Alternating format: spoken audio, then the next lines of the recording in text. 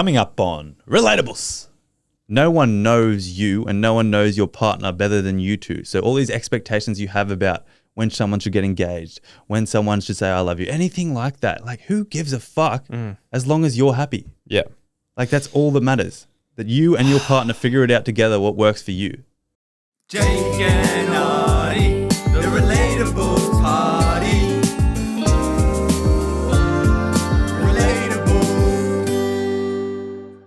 The Relatables podcast is hosted by myself, Jake Craig, aka Daddy. And my partner in crime, the one that I have a bone to pick with, Ottie Clark, aka Mummy. Another bone. Another bone. Is this one valid? This is a valid bone, all right? All right. This is a valid What's bone. that trend at the moment? We listen and we don't. What is it? We listen and we don't judge. Okay. We maybe should have done that because I'll listen. I need, basically for we listen and we don't judge, I would need an admission of guilt from you. Okay. I'm going to listen. But I've prejudged for like a week. Usually I have a big rebuttal or I like to reflect and then go harder on you. Okay. So go. The floor is yours. This is like a story that the first thing I'm going to say is the story somehow starts from when you get home from Bali. So like months ago. What? That is ages ago. This is so long ago. I got home like middle of September. Yeah. Jinx. Okay. Now I can't talk. Do you want me to fucking tell my story or what? Okay, so this is like, it starts there, but it doesn't start there. Okay, So I'm listening. So probably, I'm going to say, so if Harry was here, it's just like 4 days before Harry got here. So a week and a half, 2 weeks ago nearly. I was driving to Beth's place. Yes. And I think I was just going there just to go see her, just a normal little trip down to Sydney. And I was leaving in the morning, I was leaving in the afternoon and I was a little tired and it was early enough to have a coffee still. It was like 2 and I was like 4 is like my threshold because I need like a solid 6 hours before I go to bed of no caffeine. Yeah, okay. Sure. And so I don't care. it was about 2.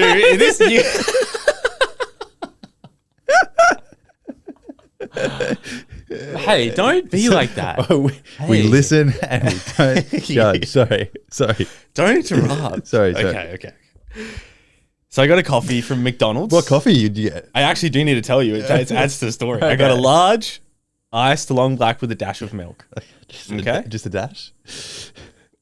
Probably like 3/4 of it was the water and the coffee and a full quarter was milk. Yeah, okay. So a fair bit of milk in a large coffee. I'm with you. And then I leave Gosford. You know what Macca's I was at. And then I leave and then I'm vibing in the car. I'm listening. I think I must have been listening to Hamish and Andy's Remembering Project. I've been vibing with that podcast lately. Shout out to them.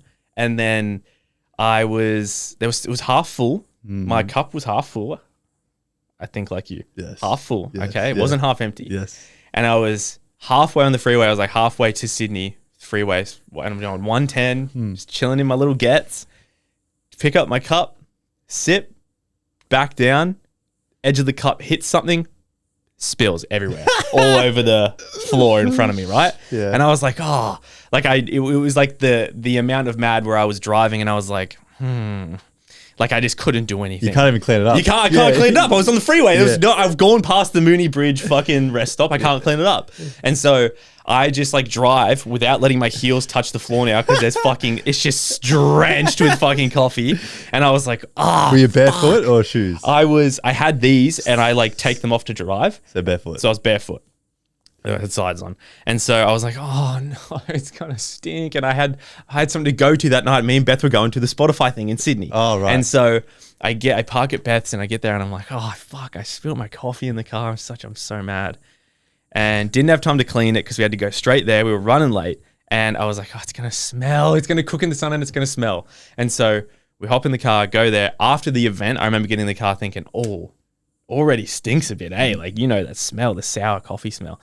And then get back to her place next morning, back in the car, and it's getting worse, eh? And I was like, what the fuck? I was like, this is kind of like worse than I thought it was going to be. And then that day I had time to go buy the foaming descent spray that you can do for carpets. And I bought a full can, sprayed it, foams up, and I was like, okay, I'm sweet.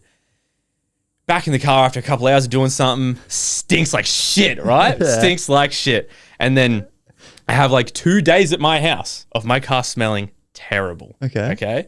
Spray. I empty 2 full cans of the foaming deodorizer spray, and I'm like, how the fuck is the scent of milk not out of my car? Like, it only spilled in my driver's seat, and I was spraying everywhere in my driver's Did you area. think of like washing it with some water and like cleaning it with like a brush? So I called my stepmom, and she was like, get like warm soapy water and just douse it in there because the warm soapy water should kill it. And I was like, okay. And so did that. Smell still there.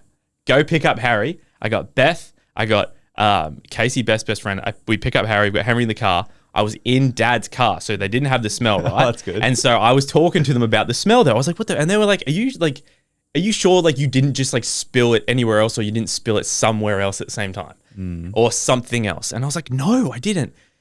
They have the next day we go to the photo shoot for the shirts. They get in the car. They have to experience the smell, and it's getting bad now, right? That was hot that day And too. Harry goes, Jake, that's not milk. And I said, Harry, what else is it going to fucking be? The only thing I've spilled to my car is milk. I was like giving him shit. I was like, what are you talking about? I was like, what the fuck?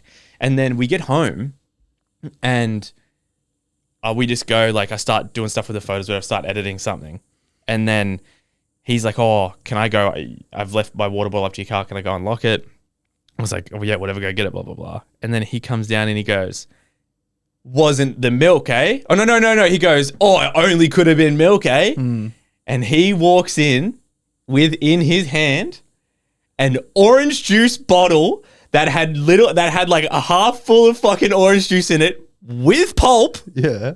That had been in there with the lid on for so long that it fermented and fucking exploded. Somehow at the same time I fucking spilt my milk. And I was like, what? And he said, it's all over the floor under the passenger seat.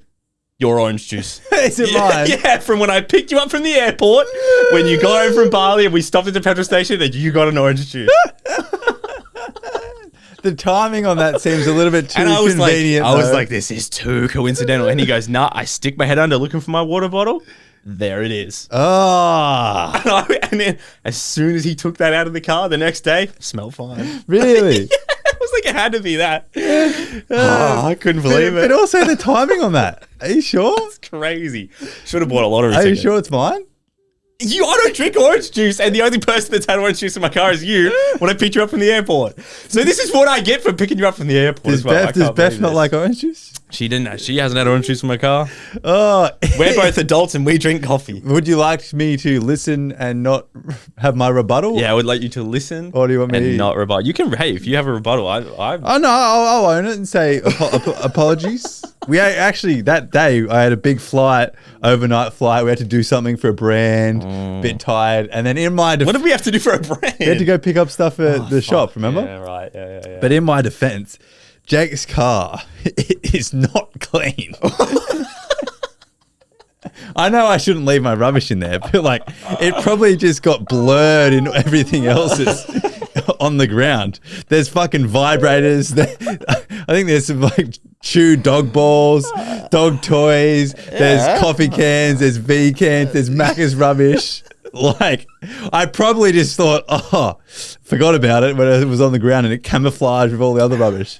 So I do apologize, but also, yeah, it's sort of your fault too.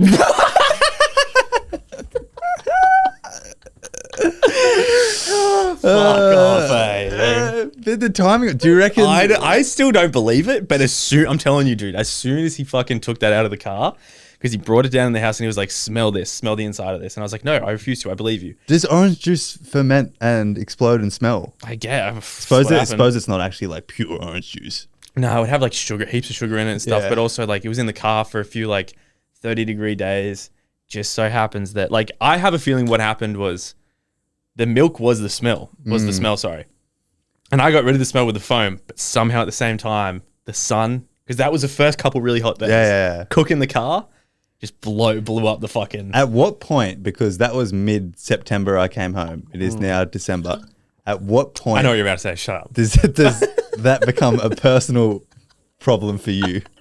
And not, Who checks under their seats? as soon as I get out of the car, that then becomes your problem.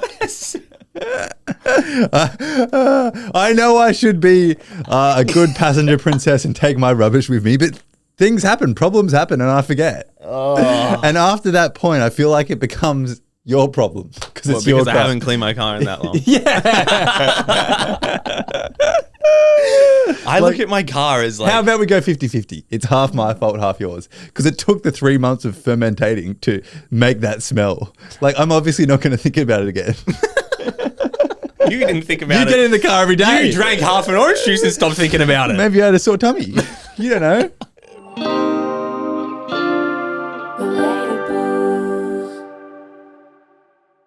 Intellectual thoughts all up in my mind. So Jake, before this episode, wanted to come up with a song for his new segment, which is Intellectual Thoughts with Jake Craig. We've had one. Yeah, but I was thinking we could come up, because we're now artists. Yeah. Let's come up with the lyrics, and then we'll go to Toby Wells and be like, can you make this for us? I reckon. So, like, Intellectual Thoughts. I was going to do it to chord in my thoughts by you. You're going to go straight like that? Intellectual thoughts all up in my mind. Looking for them. They're not easy to find. Something like that. That's pretty good. I was thinking like, intellectual thoughts. People might not think I have them. But I really do. I reckon we got to think of a song. Let me prove it now. Off camera, we'll have to think of a song that it goes with. Yeah. It doesn't have to be Caught in My Thoughts, but Intellectual Thoughts goes with Caught in My Thoughts. Yeah, it does, to be fair. But I've had another moment, and the moment hit me so hard that I was that I had to get Joanna to write it down because I was driving. Right? Wait. Let me set the scene here. Yeah. So about 2 months ago, Jake came to me and said, people don't think he's a deep thinker. So he came with this elaborate story of how a dog reminded him of his friend, who reminded him of this deep intellectual thought that he had. Yes. And he wanted to prove that he was a deep thinker. Yes. And it's been 2 months. And the other day around the dinner table when we were brainstorming ideas for the pod, I was like, what the fuck happened to your deep thoughts, man? And he's like, I haven't had another one. I've just been waiting. And here's the thing is... So long wait. Here's the thing is... I genuinely believe they happen daily, but it's just like it takes a good one for me to think I went deep there. Do they? Yeah, I see. Here's what I think. What happens is like because you're going to notice a pattern in the way my because like the last one, if everyone's listened to the last one compared to this one, it's like a similar thought process. I think you confuse intellectual and deep as different things. Deep to you means like a deep storyline with lots of twists and turns. Rabbit hole in my brain. Whereas me, I think deep and intellectual means like makes you feel something, makes you think. Whereas you think it's like a rabbit hole and you got to find it. I also I hope I come to a good meaning at the end of this one. I can't quite remember. Hope. But right, okay. I'll need to set the scene. I hope you also. I know this type of stuff must happen to you, and this is just how it happens to me, right? Okay. I'm ready. Okay, so me and Joanna both were in Sydney for Beth's, my girlfriend's best friend's birthday. Yeah. You and your sister. Me and Joanna both went. And Joanna drank, I didn't. And she wasn't hungover, but the next day I drove and we were in her car. So I was driving because she had a drink the night prior. And there's a very classic, you're where we live when you see the big dinosaur on the hill coming off to the exit. And it's a big dinosaur for the reptile park. Yeah. The Australian reptile park, okay? Yeah, you're home. You're on the Central Coast. Yeah, you know that you're turning off in about 2 seconds. Yes. And so I looked at it, and Joanna had just recently been with her friend from Canada. Yeah. And so I said, how was that, by the way? And she said it was cool. I was like, wait, what's the correlation between the dinosaur and asking that question? Because the dinosaur is the sign is for the Australian Reptile Park. Yeah. And so Joanna had just been, follow along here. Joanna had just been. I said to Joanna, how was it? Because it reminded me that she went. I was like, oh, you just went there. How was it? They went to the reptile park. And then she said it was good. And I was like, oh, how, I was like, is it like when you were a kid? Because I remember going as a kid thinking it was the sickest thing ever, You fucking, do you remember it? I do remember. Thinking it's fucking so cool. And she was like, look, no, it's not as cool anymore. But then, and then what happened in my brain, I had a That's So Raven moment. And I remember when I was younger, I remember going to the reptile park with my dad, my stepmom, my sister, and my younger siblings must have been babies. And I remember standing over near the toilets and my dad, looking at something in his hands. And I was like, the fuck are you looking at? And I go over to him and he goes, and he had a bee in his hands and a bee stung him on the foot. And then he just flicked it off, and I remember thinking he was like the toughest guy ever for it, right? Yeah. And then what it brought me to was one time when I was like I was like 8, and I was in Canada, primary school, playing soccer out at lunchtime. I got stung in the head by a bee. Shit. Head hurts. I remember going like this. Fuck, that explains a lot. I remember seeing the bee, right? Yeah. And I'm looking at the bee, throw it off. And so one of my friends sees me do it, and he's like, "Did you just get stung in the head by a bee?" Yeah. You know when you're a kid, like, and someone goes, "Did you just like fall over? Did you just?" And you're kind of like trying to act tough. And you're like, yeah, like it's sweet, dude. I fucking was holding back tears. Like I've never held back tears. I would have before. cried. Head would have hurt. And I never wanted to be goalie. Always wanted to be striker when I was playing soccer with my friends when I was younger. I was like, guys, I'm goalie. Stood back there. My team was better. I knew it. Ball was always in their end. Sat there and cried for the whole of lunch because I was fucking devoted. It hurt so bad. I was crying. And I was trying to act so tough. When anyone came over, they're like, "Are you crying?" And I was like, "No."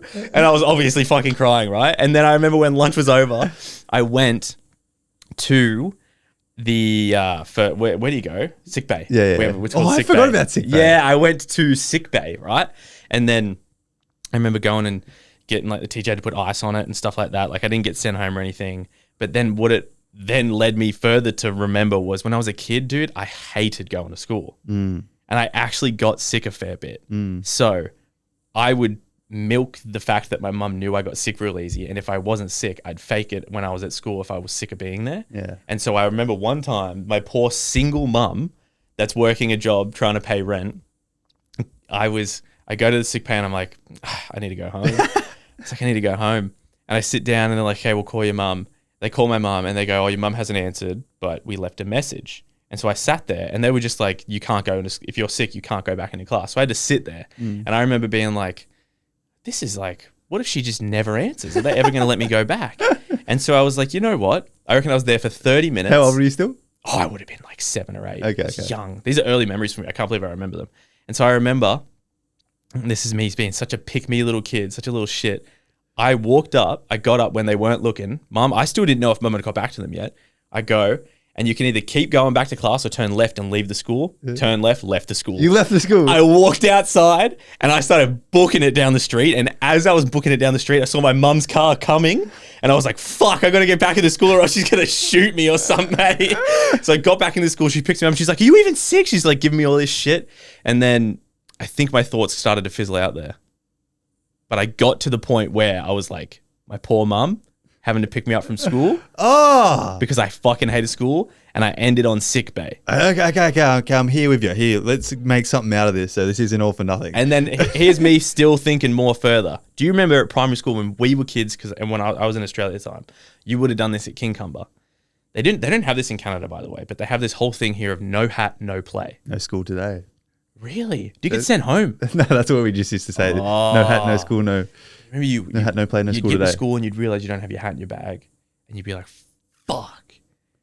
And so you knew you weren't allowed to play outside at lunch. Yeah. And you'd go to the lost and found. Oh yeah, I used to do that. And you'd say, "I lost my hat." Yeah. And you pretend you're just like, find some this is shitty it. old You're ugly like, hat. "Oh, this is my hat." Yeah. Can't believe someone handed it in. Then you go run outside and fucking play with it. that is a core memory. Oh, I forgot about that. So that's your deep thought. And I was like, "Johnny, you gotta write this down." I can't believe I went down that rabbit hole. Okay. I went back to when I was 7. I'm 24. No. This brings up a really good point.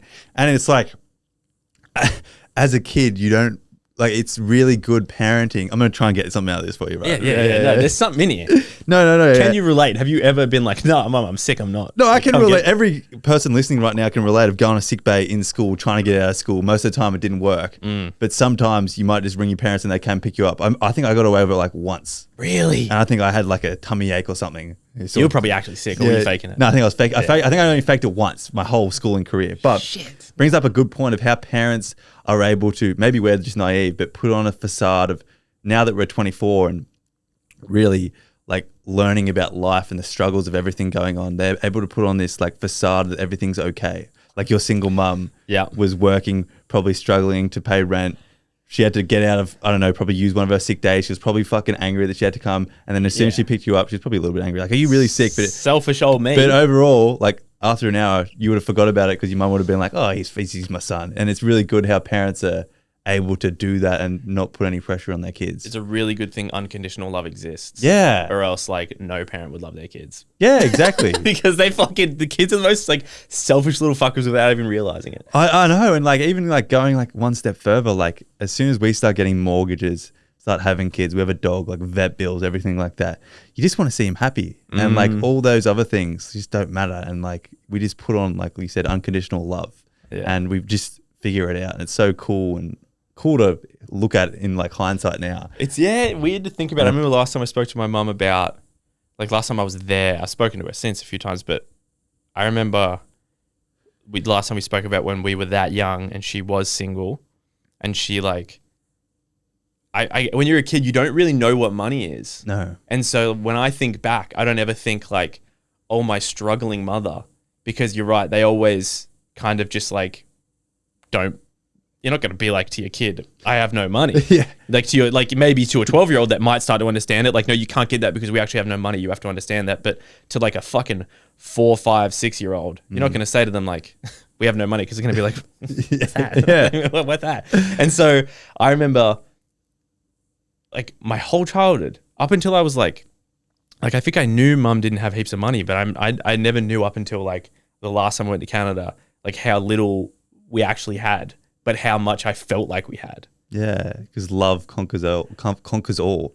Yeah, it could be that. It makes you like appreciate your parents more, because like when you're so young, you just don't understand things, and now you're beginning to understand. You're like, wow, like you'd be thinking, oh, my mum was pretty loving and cool about that, eh? Yeah. Did I have I ever told you the time my dad came to Canada to visit us, and when he would come once or twice a year, that was like the deal. If mum wanted to have us in Canada, then dad would come and visit, and they had like this whole deal sorted out with the courts or something. And so he would come, and when he came, he would always, he would get us like our birthday present when we were with him, and then like and then he would send something like small on our birthday, because he wouldn't always be with us. Like me and Joanna have birthdays that's different, obviously. And I remember once he bought me and Joanna a Nintendo DS each. I don't remember how much they were at the time, but I remember him coming to visit, and he got us a Nintendo DS, and I was That would like, have been sick as a kid. I was like, bruh, I was like, Mario Kart and shit. Yeah. Pokemon. Fuck, I loved my DS. And as he's paying, he hands the girl his card, and I was like, is that got just never ending money on it? And he was like, no, I wish. And I always think about it now, every now and then, because obviously I have my own card and I make my own money. And it's like, when I was a kid, I genuinely was like, just that, you can buy anything with that. To be that naive. How good is it? Ignorance is bliss, eh? It is so bliss. Just looking back, even like at school now, school was the best time of your life. Just you had no problems. Even like when we were 16, Yeah. it was the best Life was thing good, eh? ever. The biggest issue I worried about when I was like going to school was probably, I don't know, trying to find $5 in the house somewhere to buy a chocolate milk. Like, Yeah, no, my just biggest like, issue it's was such like a privilege. finding money to go to the movies with friends or girls. Yeah. And you were like, had to beg your parents. know. Or like go mow the lawn so you can go watch a movie. And you're like, fuck off, Dad. And you're like, or also when all your friends are like planning to go to the movies and they're like, you coming? I'm like, yeah, I'll fucking be there. And you go home and you're like, Dad, I want to go to the movies. They're all going. He's like, no, not this time. Yeah. Like for no other reason. No, not for the money, just for the fact that like, he's just like, you don't get to do everything you want. Yeah. And like my parents were super lenient, and then just like every now and then maybe I was being a shit and they were just like, you don't get to do everything. And so you'd miss out, and then you see on everyone's like Snapchat was coming out, Instagram was coming out, you see on their stories everyone's having a blast, and you're like, I just wanted to go to the fucking movie. I feel like this time of year, we hanged out with our friends recently. I know, surprise. That's crazy. Yeah, we should have brought that up as a full topic. Yeah, I know. And just looking back, like you look back at your year, but also you like reflect upon everything that's happened in your life at this time of year. It just always happens. Yeah, December. what's with that? I don't know. What's with the reflective period? Yeah, it is very reflective. That's funny. It was weird also. I was kind of going into seeing our friends. I reckon there's friends that we saw that, yeah, you know, you almost to think like, are we even still friends? Yeah. Like, haven't seen you for that long. It's like, if we really were friends, both of us would give enough of a shit to make time. But then like when you see them, it's like you saw each other yesterday. Maybe we will do a topic on it, because this is the first time like our friendship group has like fully dissipated. There's like 10 of us, and now we all just hang out with like our little individual groups. Yeah, and it's not even, it's like, it's not like you and me hang out and then all 8 of them hang out together. Yeah. It's like me and you obviously hang out all the time, and then there's 2 others that hang out all the time, and they haven't hung out with any of you. It's like we've all. Well, Right. I think this is like in school. We're all on the same journey and we're all going through life at pretty much the exact same point. Don't get me wrong, we have different goals and we like different things in life, but the end trajectory is all pretty much the same. And like it took us a few years, but 23, 24 is the first time like all been on the train going the same way. We've had to get off at a platform and we've all got on different trains. Facts. It's a good analogy, to be fair. We've all gone different directions. Yeah, and it's like taking it back to relatables. It's hard to like relate to them. Like they're on, fair enough, they have a hard week's work and they want to go get pissed on the weekend, or they have a hard week's work and they want to go fucking enjoy the weekend because they have like the best, like they have to make the most of that moment. We're like, well, we can't relate. I think the biggest thing is also now like the fact that we're very lucky. I know like we had to do it ourselves and we had to make it this way, but I think now that we don't work for a weekend, it's a weird feeling. Oh, it's weird because like, not that we don't work hard, but we aren't looking forward to the weekend because we love what we do. Yeah, like Monday, Wednesday, Saturday, Sunday, they're all the same to me. yeah, exactly. Every single day is the exact same. And like I'm still like when I used to be a garden maintenance person, I would never think about going to do a garden on the weekend. Fuck no. But I'm editing every weekend because I love it. Yeah. It's hilarious. I'll happily pick up a couple hours editing. The only reason I would have the only reason I have any sort of like it still semi feels like a weekend is maybe because for years obviously it was, but then also it's just that everyone around you is like working, and then they're just not working for 2 days. Yeah. So you're kind of like, oh, it's obviously it's the weekend. Like I know it's Saturday, but like you don't. It's funny. You don't. I think maybe we don't appreciate like a day off as much anymore, or maybe we do. I have no idea. I've always thought that girls have a better way of like managing their time and lives. I've always thought that because guys only ever work like 7 till 4, 7 till 3 or whatever, and then live for the weekends. Whereas I swear girls have a better understanding of like making the most out of their days and getting jobs where like it's good times and they have their morning free or they have their afternoon free or they have like just a random Wednesday free. Whereas guys just fucking work and don't think about it. I swear, It is weird. I've always thought that. Yeah, I will like even little things like like Beth, she gets 1 day off a week, sometimes 2, like because she works a lot because she's like a manager at her job. And so when she has her day off, me, the complete opposite to her, like if I was working 6 days a week, my day off, I'd be like, I'm sitting on the lounge all day. Yeah. But her, she's like, no, I do want to have a life. So it's like, I want to go to the beach. And I'm like, oh yeah, fair enough. We'll go to the beach. And I'm like, I don't want to go to the beach at that time. But then when I get to the beach, I'm like, oh, it's actually pretty good. Yeah, like, exactly. And then I'm like, fuck, how do you know that you're going to regret not going when at the time you don't want to go? Yeah, they make the most out of things. Yeah. That's what they do. Yeah, they make the most out really of their do. time and their lives.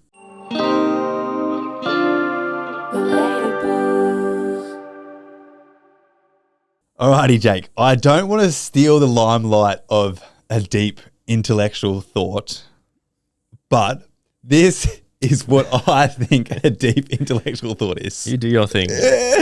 Everybody comment below what deep intellectual thought do you like? Do you like Jake's storyline, his rabbit hole in his brain, deep thought? The definition is in the beholder. Is that a saying? You're going back to being Yoda, mate. What's the beholder saying? The beholder? I don't know what the beholder is. No, you've said this before. The beholder is someone who's saying something. Yeah. So like the definition is defined by you.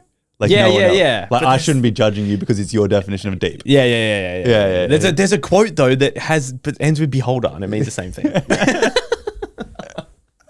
But everyone, let me know what deep thought you like, Jake's or mine.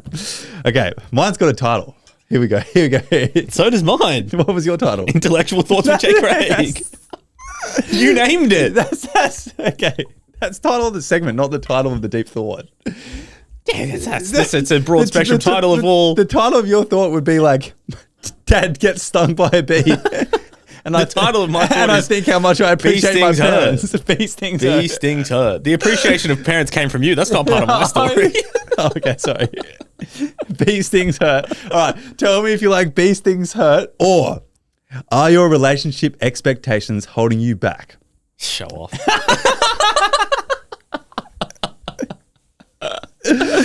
Okay. Our metric for success in relationships has always been based on what we see everyone else do. And I'm like evident of that. Fuck yeah. You look at your parents and you think, oh, they do that. It must be good. Or you look at other couples and you think, oh, they do that and it must be good. 100%. And for me, it all started, I think, in year, like you were talking about, this is a bit of your deep thought, year 9 or 10. Yeah, get back there, mate. With my first girlfriend, tell me if you relate. And I would judge how well things were doing based on the couples around us. I was like, why aren't we sleeping over? Why don't we talk every night? I haven't met her parents yet. Like, are we good or not? And I was judging it purely off the fact of like everyone around me not actually being present with this person and figuring out how our relationship worked. I am guilty. Yeah, I think everybody is, honestly. And let's take a step further.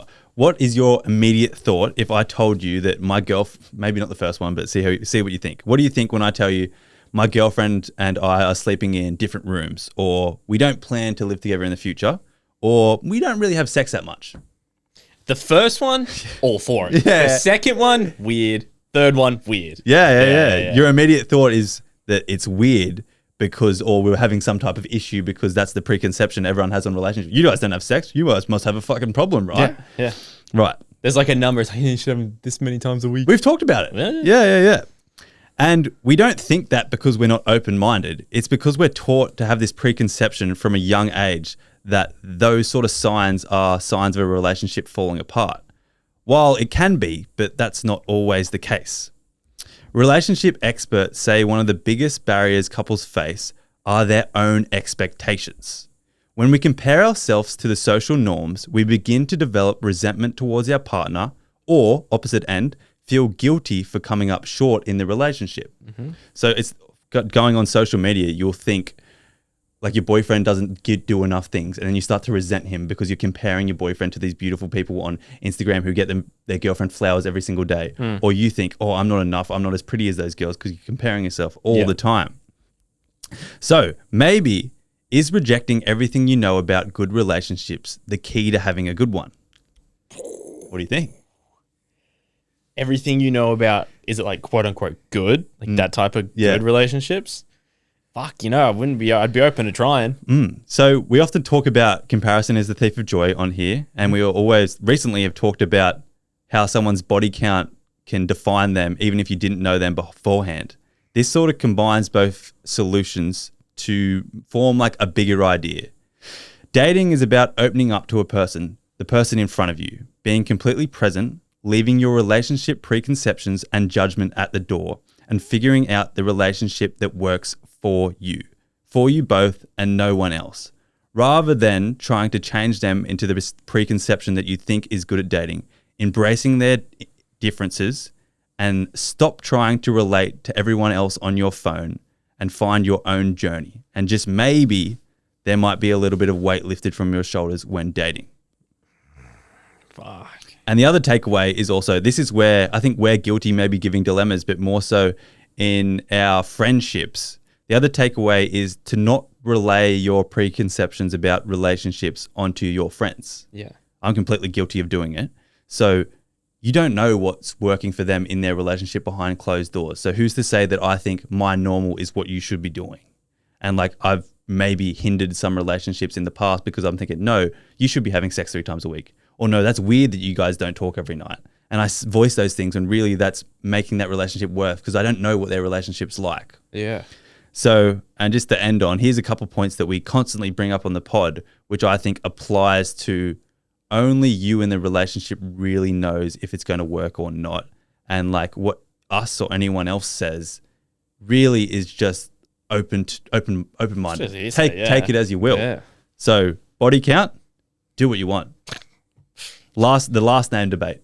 If a girl should take a guy's last name, who cares? Yeah. Do whatever you think's right in your relationship. I'm on the who's care train as well. Early on in the pod, I wasn't. Yeah. And then we got a sick email that changed my mind. Did I not change your mind? Nah. Posting your partner on social media. You want to do it? You don't want to do it? Doesn't matter. Do whatever you want. It's a good point. How often should you have sex? As much as you want. As little as you want. Exactly. When should you say I love you? Like, is there any time frame you should say it? No. Say it when you feel it. Drop your preconceptions about any of these things. And the last one is, we often talk about it, we don't think long distance should work, which I personally stand by, but like, I don't know your relationship.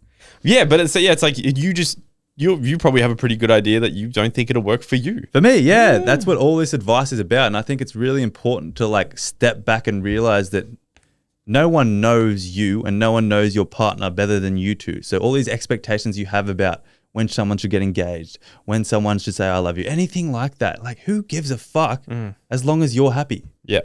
Like, that's all that matters. That you and your partner figure it out together, what works for you. It is tough. And I wonder, how do you catch yourself? Like, obviously social media is huge for that because I think that's why it's so prominent now, is because you can compare yourself so much on social media. Yeah.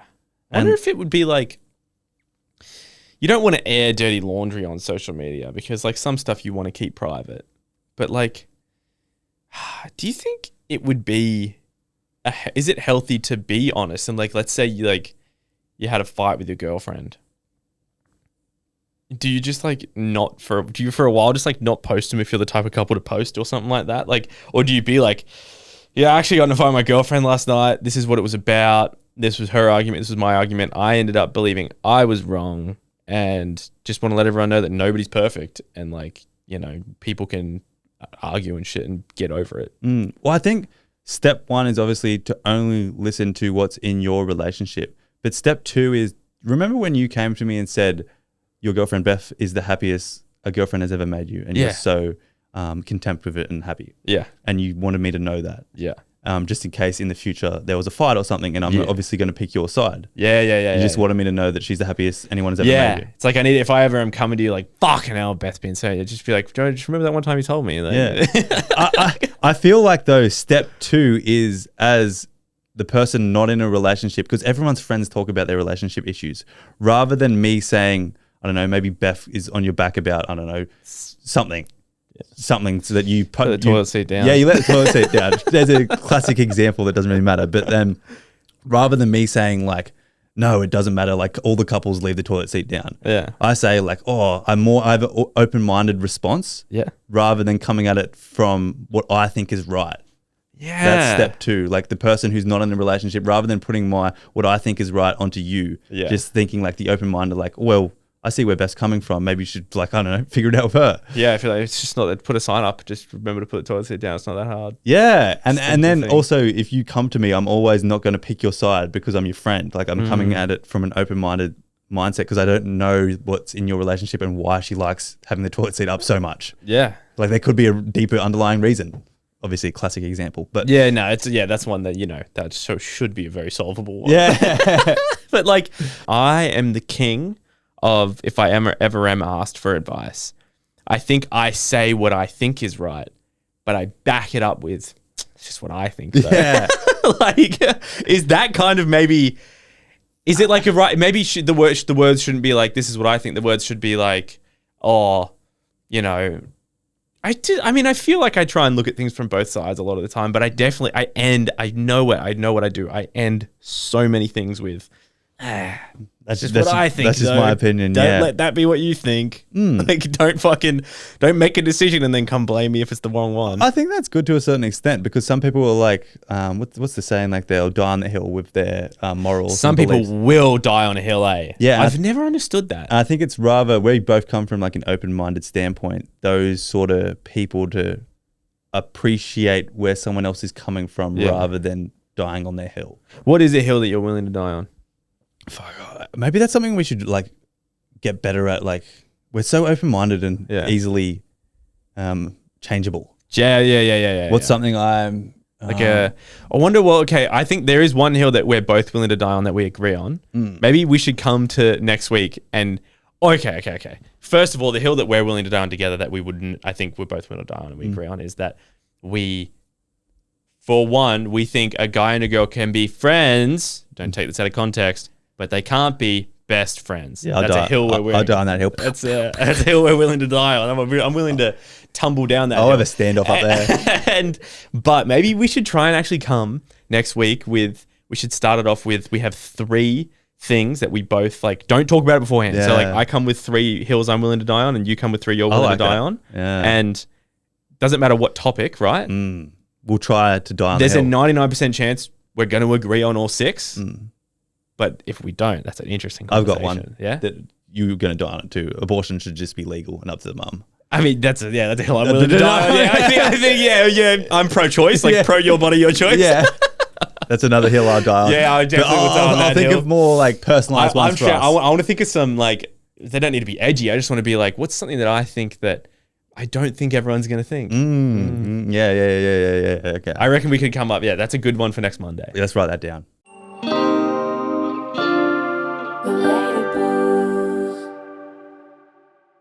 Okay, Ottie, I just have one proposition for you to finish us off today. Love a good proposition. So the proposition's going to cost about $500 of Relatable's money.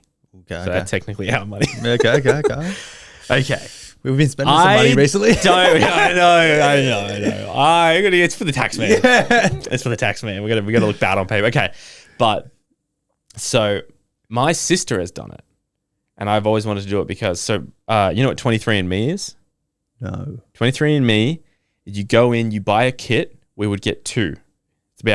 It's like 129 USD for each one. Okay. Like what type of kit? You buy it's a little box, comes in, swab your mouth, and then you send it back and they test your DNA and they tell you everything about everything. Oh. Of where you're from. Like a family tree and stuff. It's about like it's like ancestry, but it's more like all your heritage, where you're from, like lineage, like, you know, like you might have someone like you might have ties that link back to like 0.01% of like Jamaica, like something random, you know? And I just find it because I was Shits and Gigs did it. Yeah. And I was listening and I was like, fuck, that's interesting. And I know that mine's interesting and I know you think yours isn't. I was about to say, I feel like this is going to be the biggest letdown for mine. So, but I know you think yours isn't, but I reckon like there's something in there.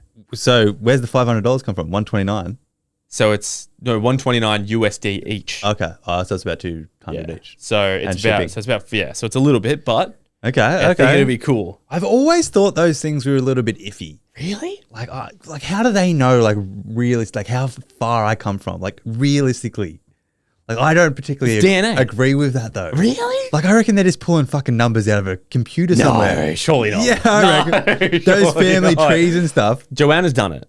Yeah. And I was like, when she did hers, I was like, oh, well, now I know mine. But siblings aren't the same.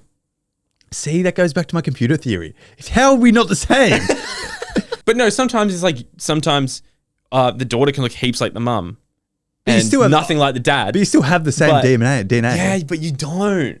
Like, you actually pull more from one. So it's like you but and your you still brother don't have the same DNA. But in my head, like, we still have the same DNA, but that was just more prominent and overpowered that one.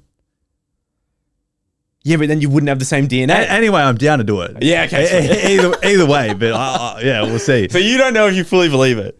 No, I reckon it's bullshit. I reckon it's a money grab. $129, No. $200. Surely there's one in Australia that does it. Maybe, yeah. But yeah, do some research and do Yeah. it. I reckon it's a massive money grab. Okay, I'm going to order 2 and then 100%. Why does that cost $200? I don't know. Scientists are involved. they get paid a lot. Go read the fine print and see what the fine print says. It'll probably say, like, this isn't accurate at all. Oh yeah. Fuck. No. I believe it. Okay, let's do it.